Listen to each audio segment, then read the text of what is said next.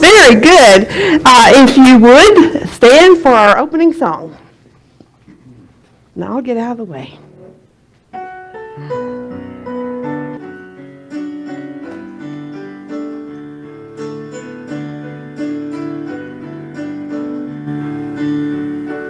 I am flowing with the Spirit of God. I am flowing with the Spirit of God. All I see, do, and hear lets me know God is near. I am flowing with the Spirit of God. I am knowing all the truth that is God.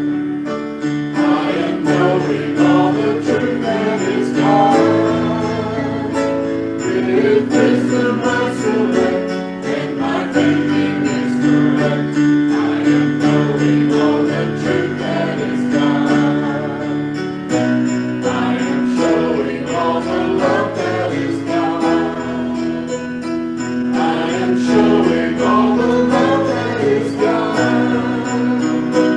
Every deed that is done does return I find. I am showing all the love that is God.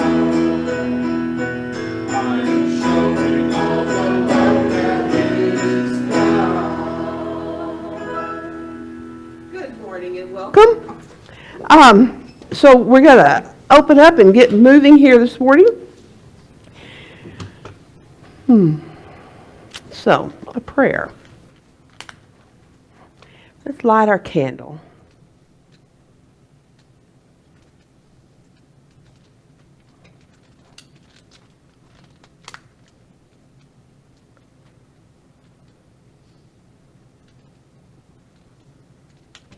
The wick was hiding, but we know that it's in there.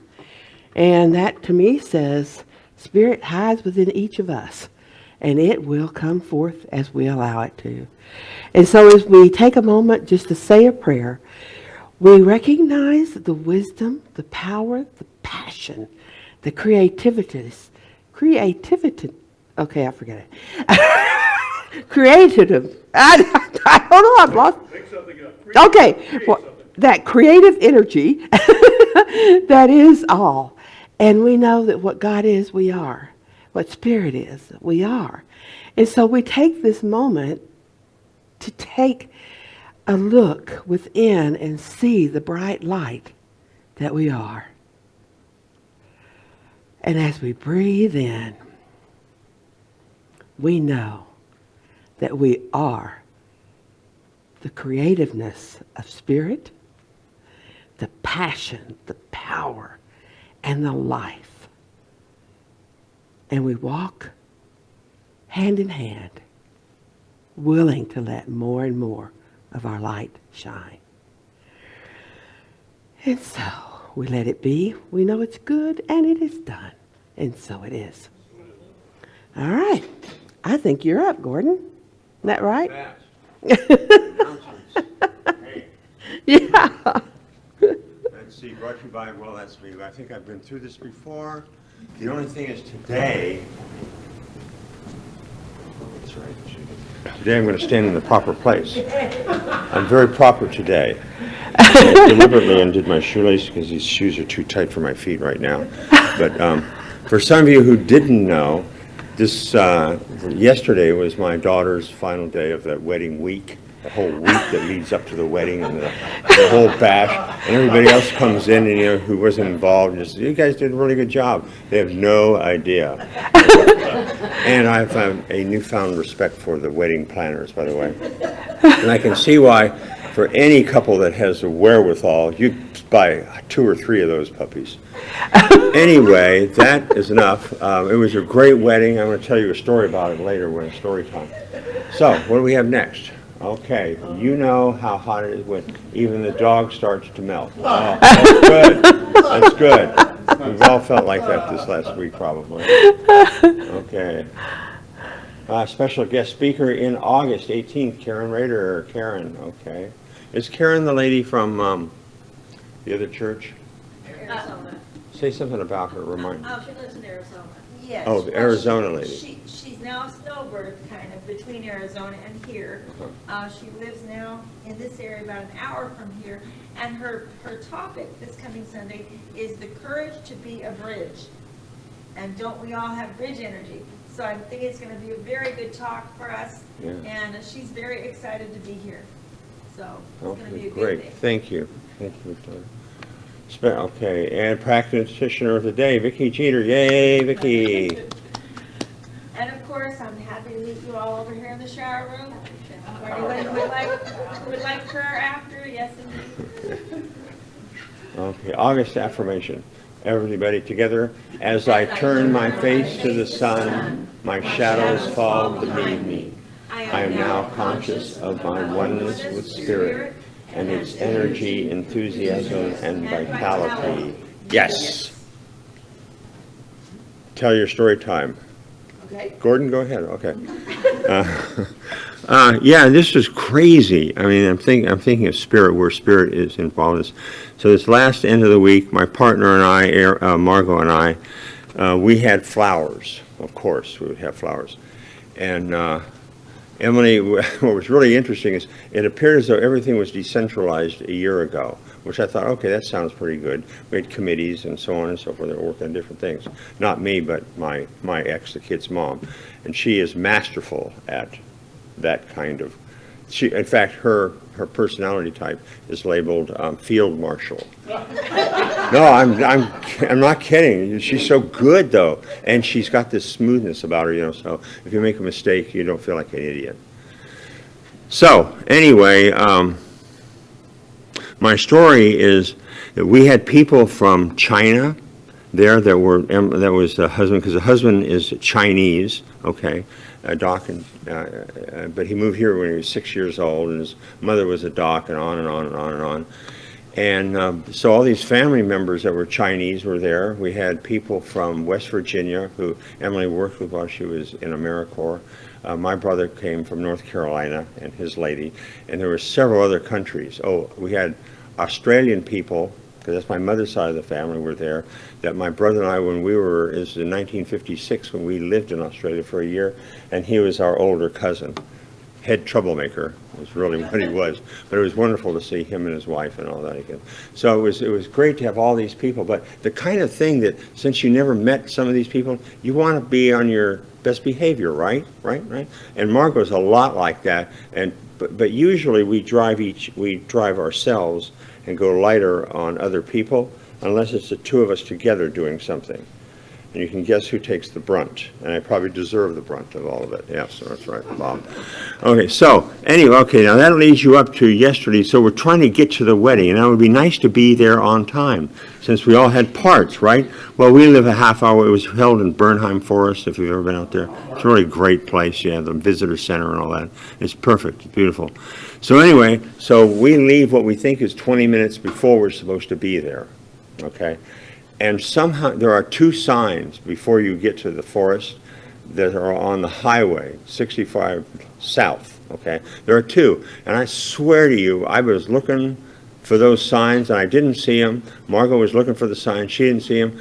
We never realized that we had passed it until we were headed for Fort Knox. That's about 20 miles down. So, needless to say, but it was funny because all the time she was saying, there's no reason for us to be here this early. Well, we weren't early, believe me. But she was right, too. There was, I mean, everything just kind of, you know, everybody rolled along with it, and it was cool.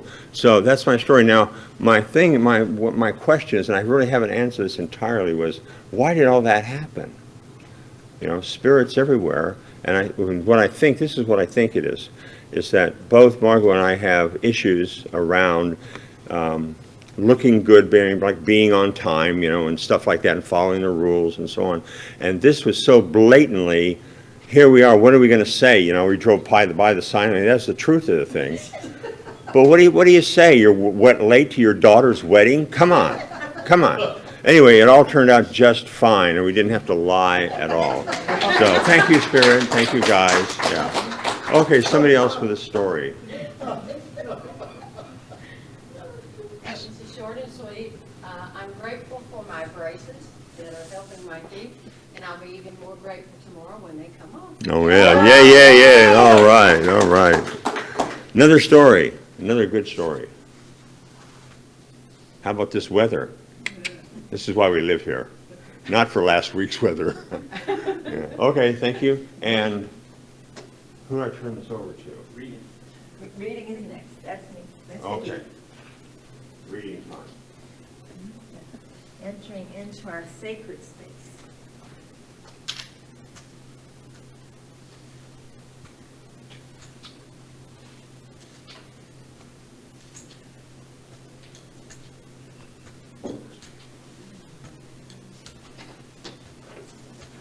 Thank you. That's our maestro, Mr. Lowe, shall literally ring us in.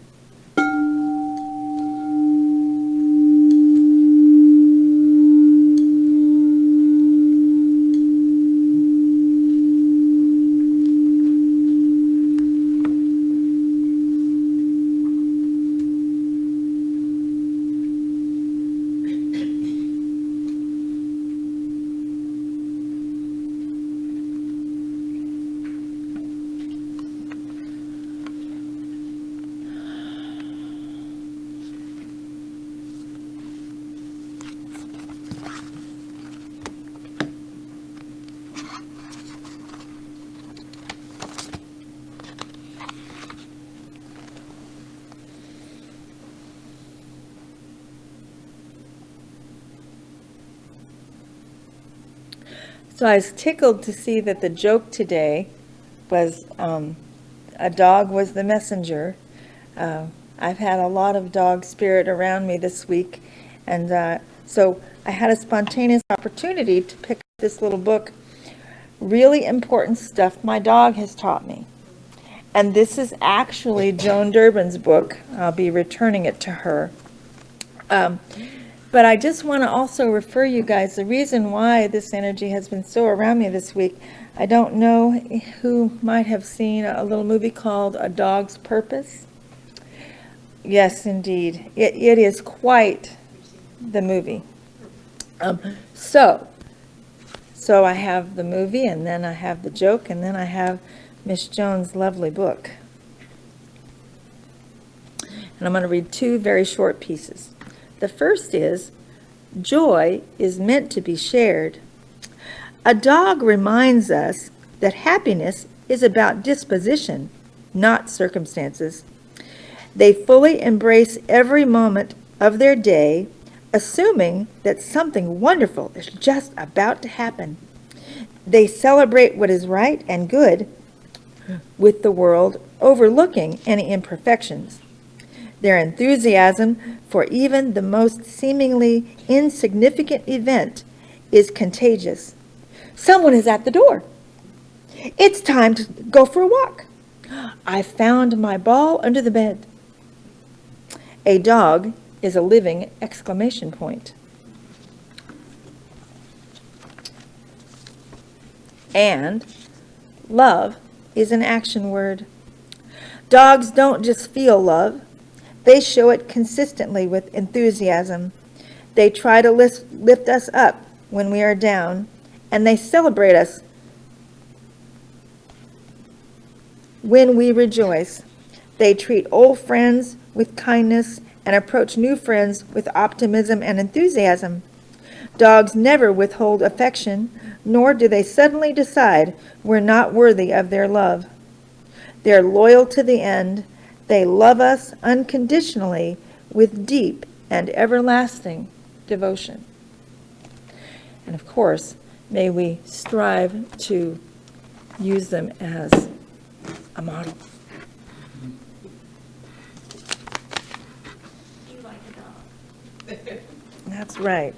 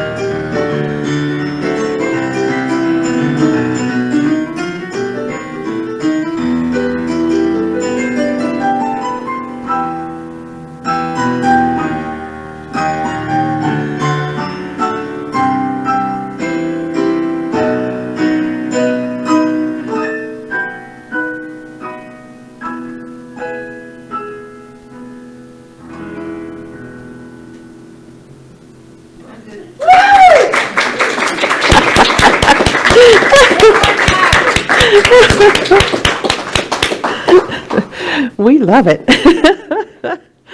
Oh, gosh. You know, be like your dog. I was thinking about that after she said that, and I thought, well, how am I like Russell? Russell is a champion napper. At any moment, he can just lay down and go sleep, you know? And when he sleeps, he is total out, you know, and he is just totally trusting.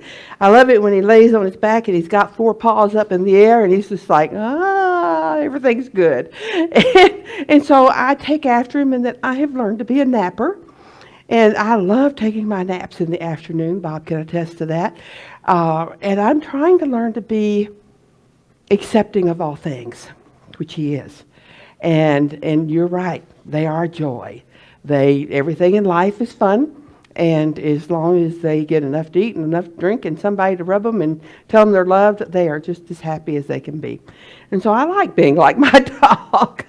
I think that's a really good thing. Okay, last week when you were here, we kind of got off on a lot of different things, and we didn't really finish Maimonides, and we're going to talk about him some more today. So, but first, I'm going in the wrong way. No wonder it doesn't do that. Okay, thank you. Okay, George Michael. Everybody know who George Michael was? Died at 53. He had, he was an idol, and so he was well known. So the press took pot shots at him on a frequent basis, criticized him in a lot of ways.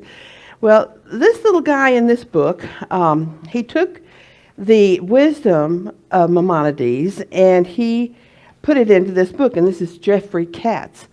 And he used George Michael as an example.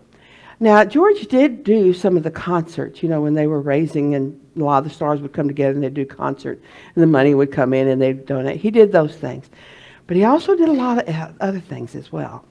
He was a big contributor to a number of charities. He gave large amounts of money on the condition that he was anonymous. They didn't talk about it. He went to the soup kitchen and he served soup. And the idea was, you don't talk about it. You don't go call the press and go have them come and take pictures, because most of his charity was done in secret. And it wasn't until he died that people started coming forward and saying, I want to tell you what George Michael did for me. He was in a restaurant one night, and somehow I was talking to the waitress, and she said, well, she was doing okay, but she had this debt that she had to pay for school and before she could start finishing her degree. And I don't know what her degree was in. And he went, he kind of asked her what she needed. And she told him, and it was multiple thousands of dollars, and he wrote her a check.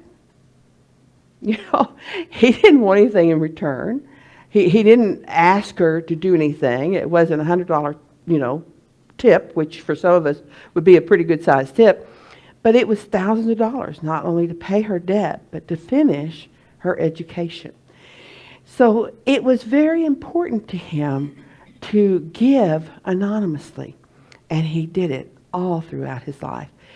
And so whatever you might say about him, now some people loved him, some people, took pot shots at him, but some of his music is amazing. I'm not one to tell you who could sing what. I can tell you what Elvis sang, and I can tell you some of the country stars, but it's just not something that's ever been in my mind that I've, hung on to. I'm not the girl that chased so-and-so around, and was, that was just never me. I was just not like that. But listening to his music, I realized I knew more of his music than I thought. And I realized that some of it is just wonderful. So George Michael, he was a good-looking guy, too. Look at this. I love that. I mean, it's so reflective of, now, I don't know whether he was really reflecting when they took that picture or not, but I thought it was a wonderful reflection of his life and reflection on what he was. And this is the last years. He was with Wham for a long time, and then he went out on his own to make music. Can you name one song that is well known? Faith. Faith he had a whole tour around Faith, and I listened to it, and there was another one I really liked a lot too, but I can't tell you what the name of it was. I'm sorry? Father Figure? Yeah. Yeah, I mean, he just go to YouTube and type in George Michael, and you'll just hear all sorts of songs. And I really enjoyed getting a glimpse of his life and what he was like and what goes on in our lives. The thing for the name of this book is The Secret Life. And Maimonides talked about how these things that you do, you don't do it for praise. You don't do it for recognition. You do it because it's who you are.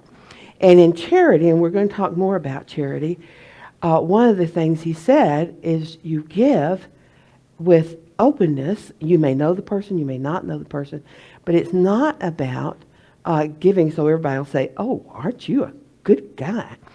If you were raised in any kind of Bible teaching, you know the Pharisees.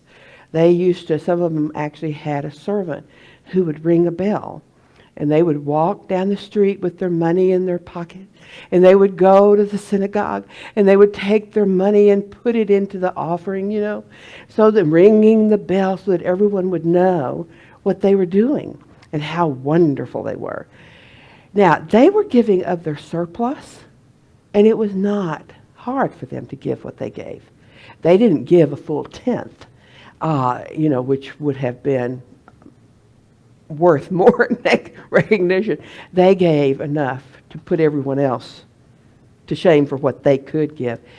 And Jesus compared it to the widow's mite who had nothing and put in her last penny, you know, and what that means, how you do charity, how you give makes a huge difference.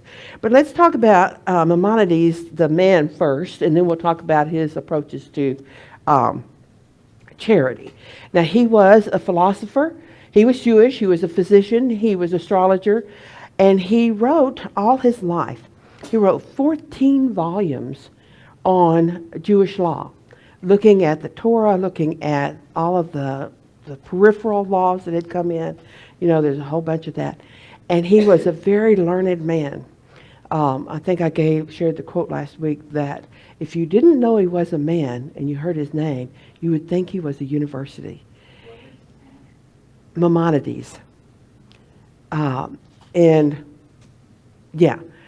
And I actually went online to find out how to pronounce it, and I think I'm doing it right.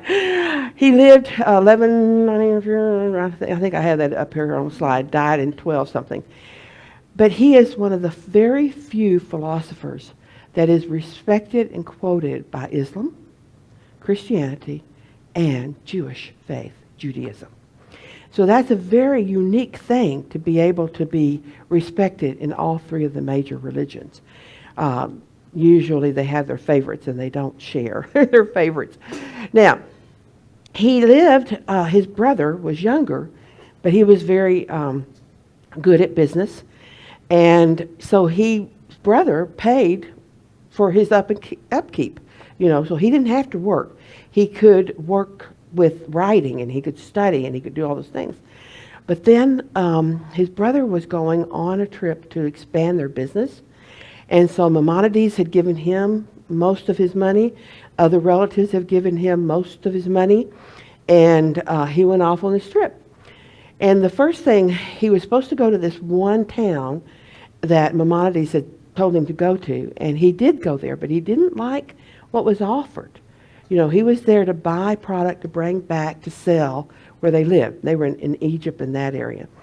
And so he got on a boat to go somewhere else. He died on the boat trip.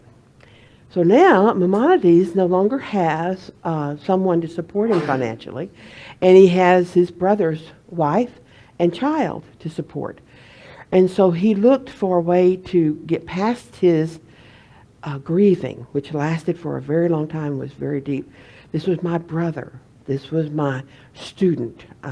You know, he sat on my knee as he grew up. And it was very hard for him to get past the grieving process. But he had to provide for himself and his brother's family. And he became a physician. He was an astrologer, and he became a physician, and he worked like every other physician, you know, numbers of students, numbers of patients, and all that. And it can be very hard work. And then Seraphim hired him as the court physician.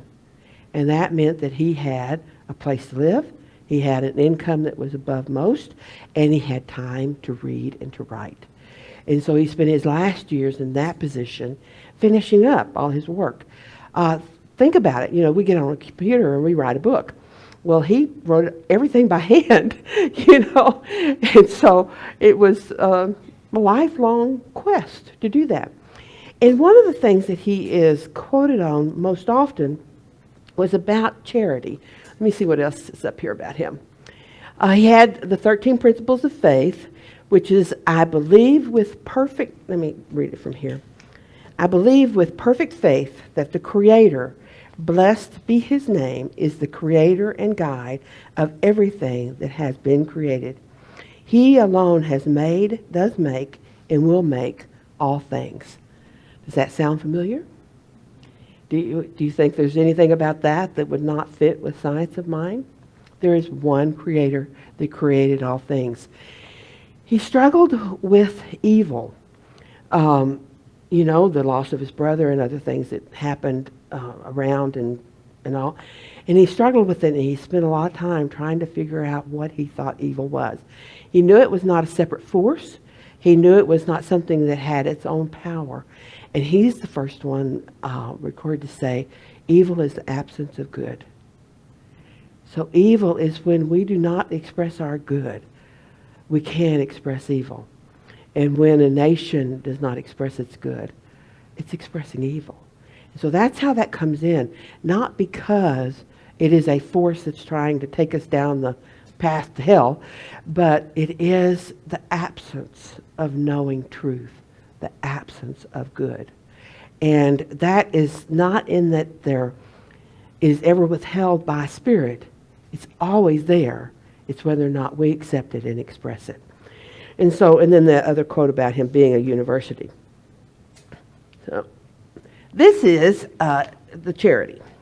And I know you can't read that from where you are. I can barely read it on my printed process, sheet. And he talked about, he's given credit for being the first one to say, give a man a fish and you feed him for a day. Teach a man to fish and you feed him for a lifetime. And so he really believed in that. And he really said that there are different levels of giving. So the highest degree is to aid a man in need by offering him a gift or a loan, by entering into partnership with him, or by providing work for him so that he may become self-supporting. So the highest degree of charity is to help a person become self-supporting. So it's not giving them, making them dependent on you, giving them, you know, their food every day and all this kind of stuff, and making them dependent on you to provide. It's to teach them, it's to bring them about so that they can take care of themselves. The next highest degree is where the one who gives and the one who receives are not aware of each other. If you find a way to support someone and they're not even aware you're doing it, but it is enough to bring them up, to supply them, to teach them, and all of that, that's the next level. The third degree of charity is where the giver knows the recipient, but the recipient does not know the giver. And it goes back again to, you're not giving to have appreciation from the person you're giving to. You're not giving to be recognized as, oh, what a neat person you are. You know, what a wonderful giver you are. You are doing it for the reason that you want to support someone. Last night, Bob turned on something that we don't normally watch. It's What Would You Do? And they had a young black woman, 2 children, and they were in a restaurant, okay? And it showed different people at different times. But when a new person came to sit near them, they would start over, and as actors and all. And she would say, 1 quesadilla, went to the waitress that was waiting on them. And so they would bring 1 quesadilla, and she would split it between the 4 of them. You know, a 4th for each child, a 4th for her, and then that other, she'd split it in half and give it to the children. And her daughter was complaining, well, I want my own quesadilla. I don't want to have to share. She said, honey, it's all we can afford. We just can't afford anything else. And we're here to celebrate your brother's birthday. Well, we'll have cake. No, darling, we can't have cake. We don't have the money for that. And so the people around her listening to this, and there were women and men, and they all gave her money, all of them, took her aside. One of them took her aside and said, I know how you're struggling. I know I can't, fix everything, but here is. And one person gave her a $100 bill. Others gave her 20s. Others said they'd pay for the meal. The guy, I loved him, he said, bring a quesadilla for all of them. Each of them has their own quesadilla and a cake, And that was, so he was really providing them what they wanted versus just giving her money. And I thought that was really cool. So in this whole thing about charity, it is giving what we know is needed. And Bob and I were talking about it. People who see people one-on-one give. When you run into somebody that needs your help and you know that, you give. But when you hear a politician or a religious leader or anybody else start talking about, well, we need to feed the hungry and all that kind of stuff, it's kind of like, oh, yeah, I've heard that before. If we could somehow get to where we could meet and have knowledge of the individuals that need our help, very soon we would not have all of this welfare stuff. Because we as people want to help each other. We really do, but we can't, when it gets out here, it just, I'll send them $20, but they're talking about thousands of children that are hungry. And it's just sending a $20 bill, or a check. Whereas if you're sitting in a restaurant and you see a young mother struggling and you can pay for their meal and maybe give a little extra for whatever else they need, then you want to do that. You really want to be a part of that, of supporting other people. So that's good, but that's further down on the charity thing because they know who you are, you know who they are to some extent. So, and I'm not going to go through the rest of them, but he's got like 8 or, let's see, 1, 2, 3, 4, 5, 6, 8 levels of charity. And it goes from how much do you know of them, how generous are you being, what is your attitude toward giving, and that kind of thing. The lowest one is where he gives resentfully.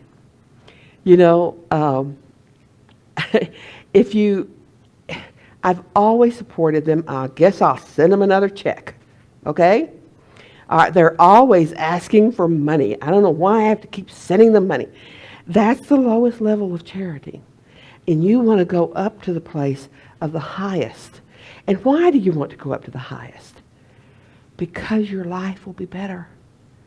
You will feel better about yourself, and it will permeate every part of your life.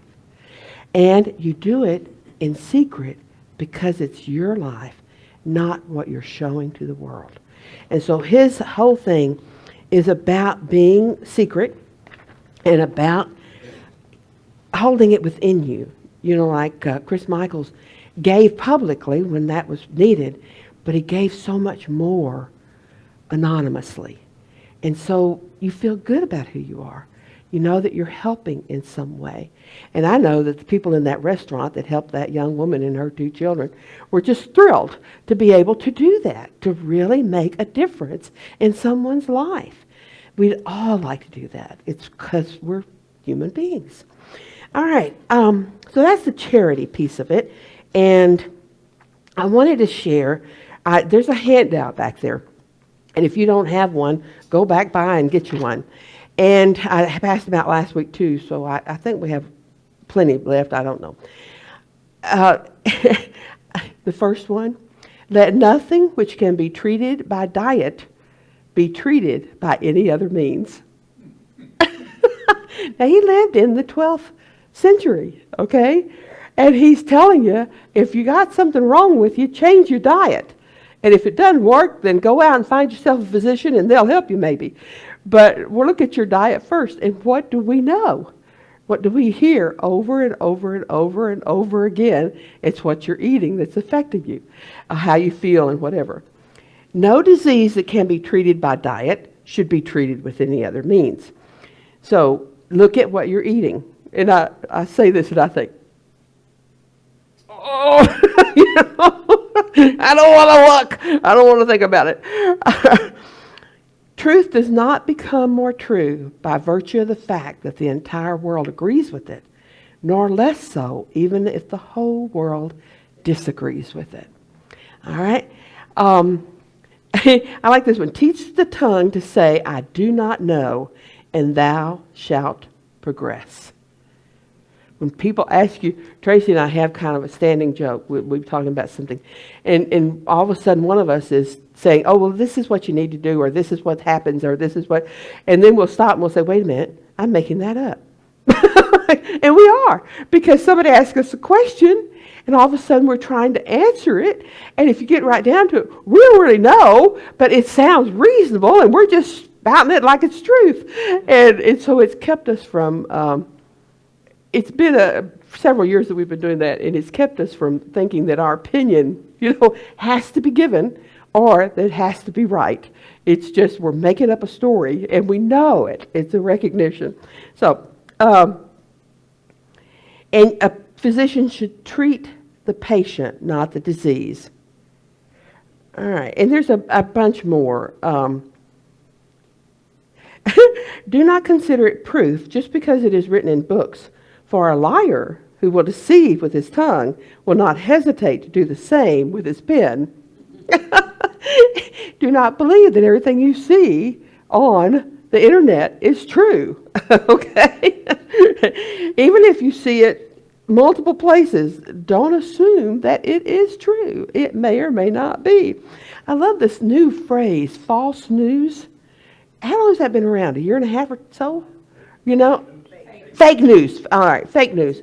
I love that because that's what it is a lot of times. And, you just know it in your own nature. In the realm of nature, there is nothing purposeless,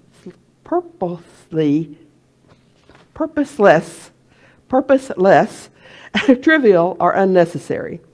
Okay, let's see. Maybe the words will come out better now.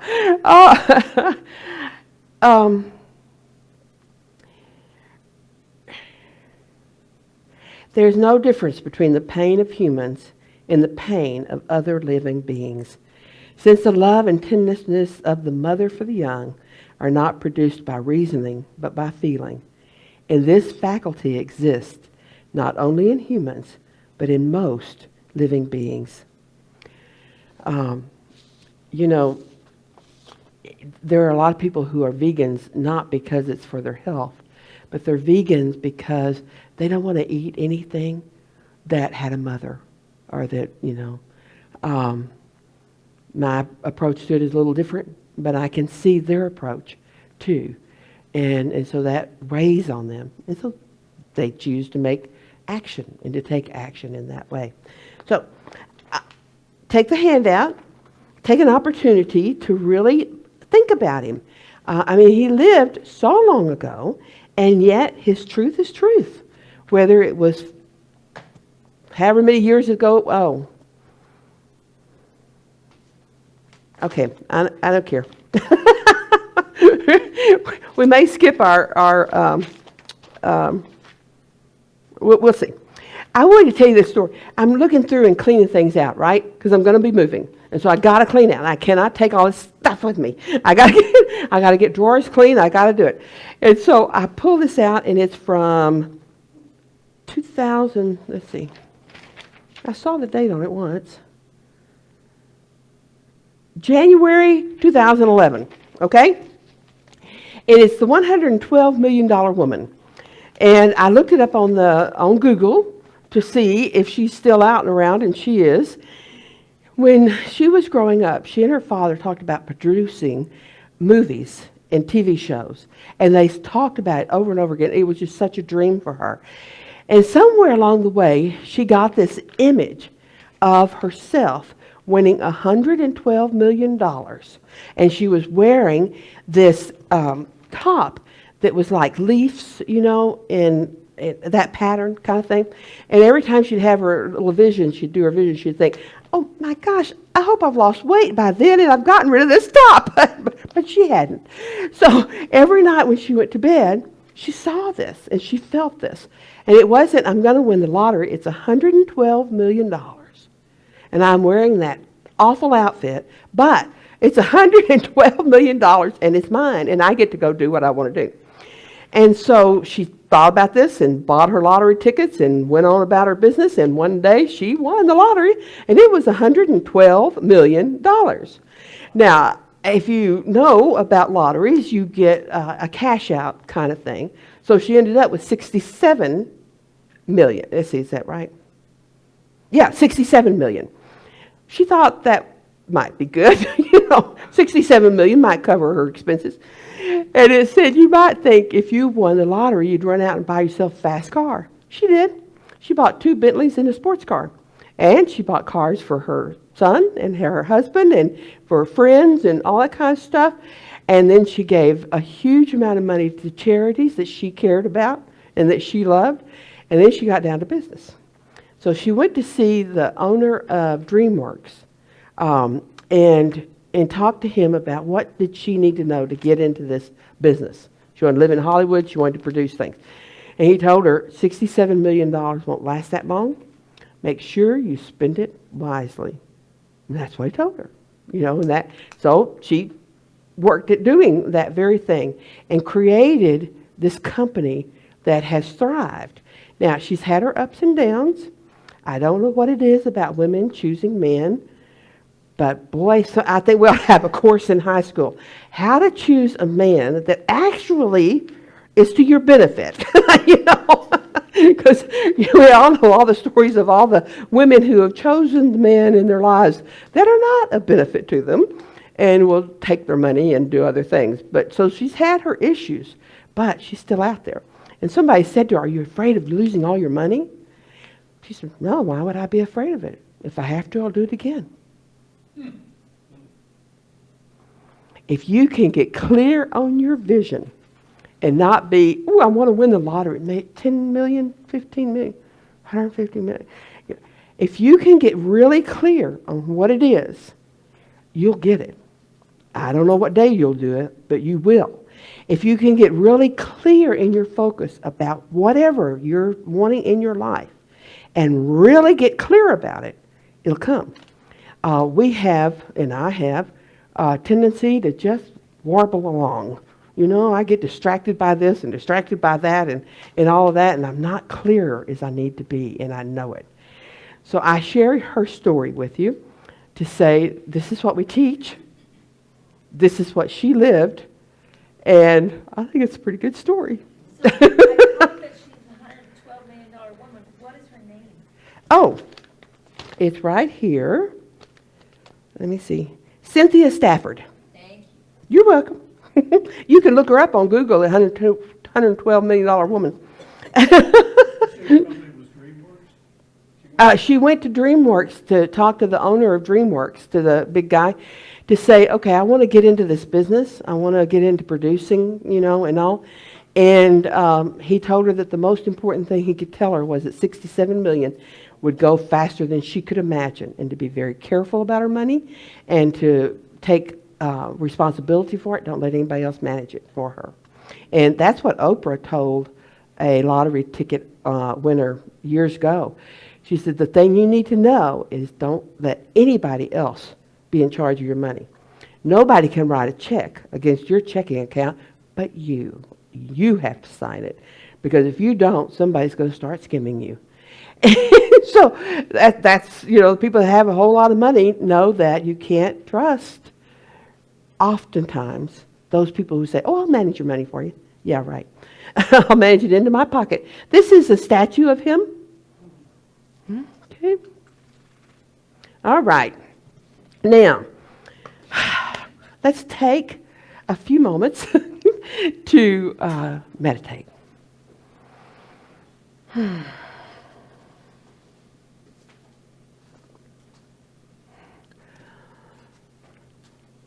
When I move into meditation, I love to do so with joy and laughter. Because I know that the closest that I can be to fully expressing spirit is to be joyful and enthusiastic. And so I bring that energy into our meditation this morning. And let us each relax in our own ways to listen. To listen, to put forth, to define and refine. And listen, what is it that you've heard today that you want to take with you? Was it about charity? Was it about being clear on your dream?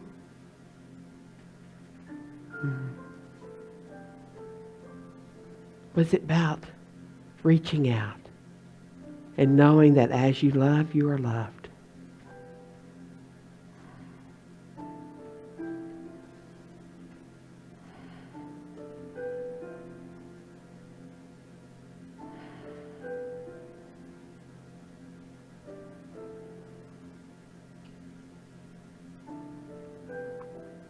Spirit is right here, right now, where it always is. Ready for our recognition and our invitation.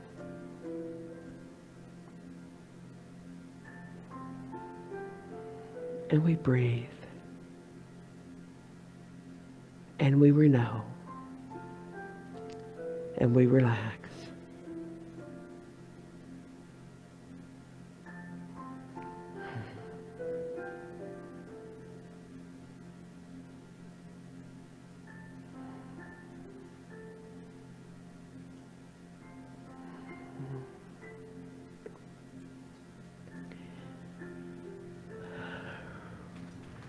We are going to move straight into our meditation song. We are holy.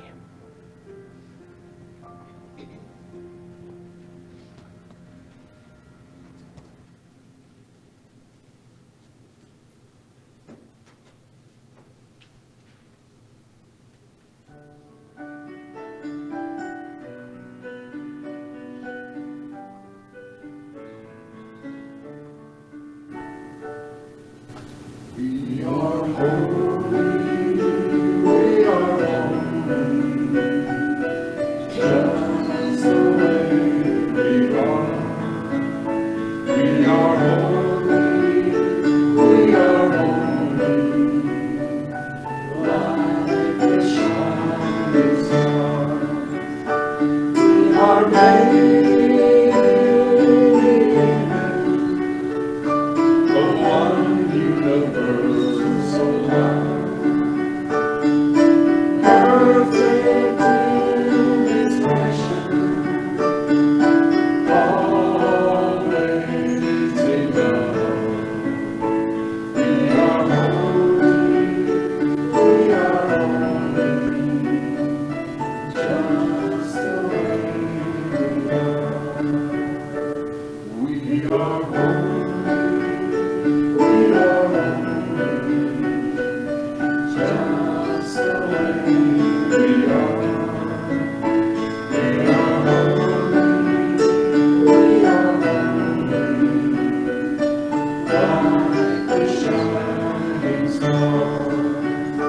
We are made in the image of one universe so high. Perfect expression,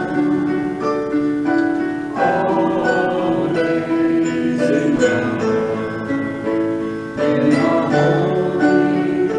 holy, we are holy, just the way we are.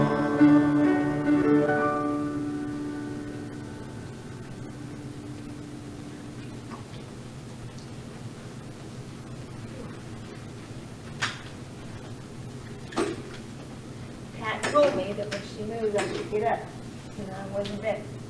So I'm still learning this part.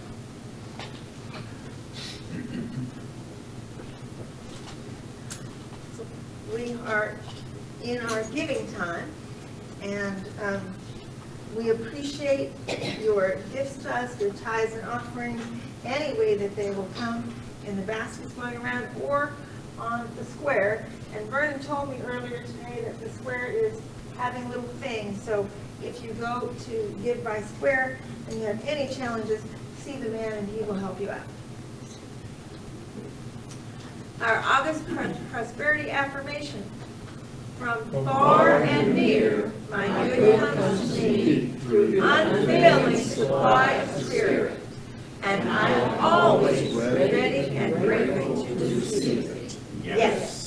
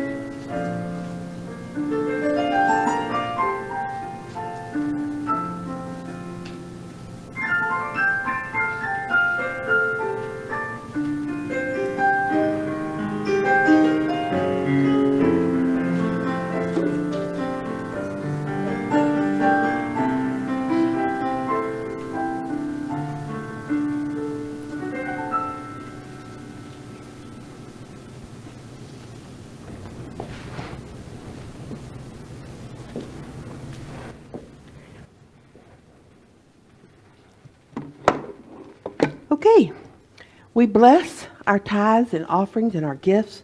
We bless them to our use and to the use of the wider community. We thank you for supporting us.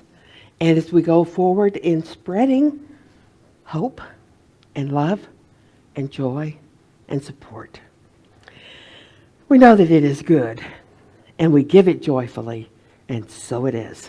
And so it is. Okay. All right. Prayer request. This is the prayer box. We've had a couple put in here for today.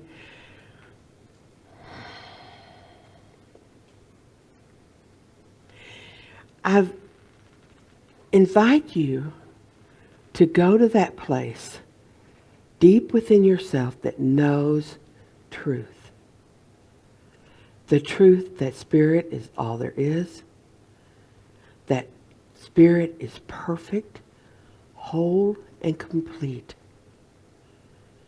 There is nothing amiss, nothing that can be broken. Spirit is perfect and expresses life in perfection. And so we know that what Spirit is, we are, for it is all one. And in this moment, we look at prosperity for each of us and for our Gina and 300 Spring Street and anyone else you want to bring to mind. The prosperity of always having enough to spare and to share. And so we get into that energy of knowing that as we give, we receive, that we are supported by the infinite, the abundance of the universe, and we accept it. We also know that Spirit is perfect health. We talked earlier about that evil is the absence of good. Ill health, disease, is the absence of knowing truth. The truth of life, the truth of Spirit expressing as each one of us. And we know that as humans, it happens to us all, that we forget. And now we lift those that are in this prayer box to remember who they are and to express the perfect health that is theirs. Strength, balance, energy, and life, and comfort and solace. And we just take a deep breath and send forth our blessings. We take a deep breath and know with grateful hearts that as we speak it, Spirit says yes. We release it, we let it be, and together, and so it is.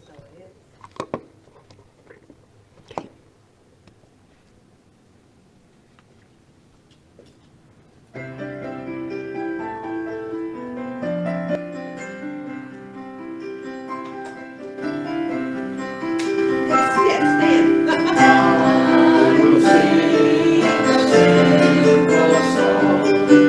I will sing the whole day long. Yes, I will sing the whole day long. I will sing a simple song.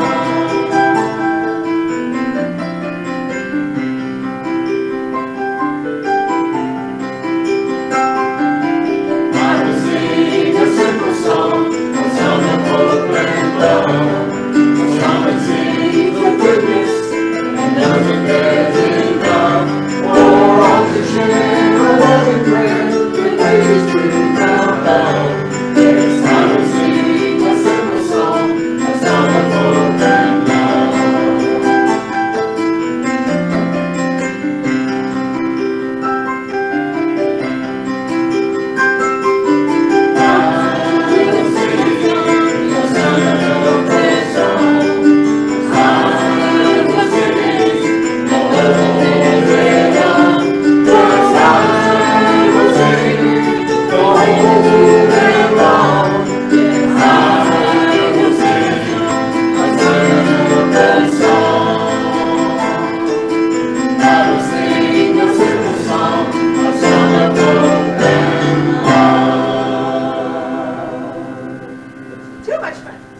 Okay, get around where you can see as many people as possible. And pull your imagination out and polish it a little, okay? Now, if you've never had the experience, all right, Tracy, move up, or Melba, move back. There you go, you got it. All right, if you've never had the experience of standing under a tree that's shedding all its leaves at one time, and they're just pouring down on you, just pouring down on you. If you've never had that experience, and you will let me know that when my ginkgo tree sheds next spring, sheds next fall, I will call you and you can come over. It is literally a stream of leaves falling. It's awesome. Maybe you've stood in the snow and you have felt it falling on you and you have welcomed it. Well, right now I want you to take your imagination and you want to see every leaf and every flake of snow, and it's pouring down on you, and it is Spirit. It's Spirit's love. It's Spirit's presence. It's Spirit's joy. It's Spirit's life. And it pours over you, touching you, encasing you with the absolute perfection that is.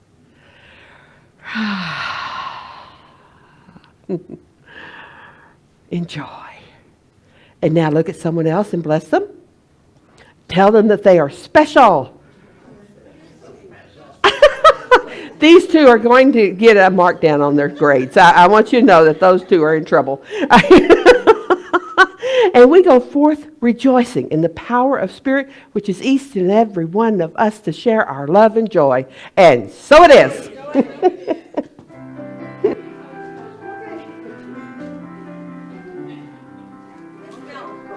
That's good.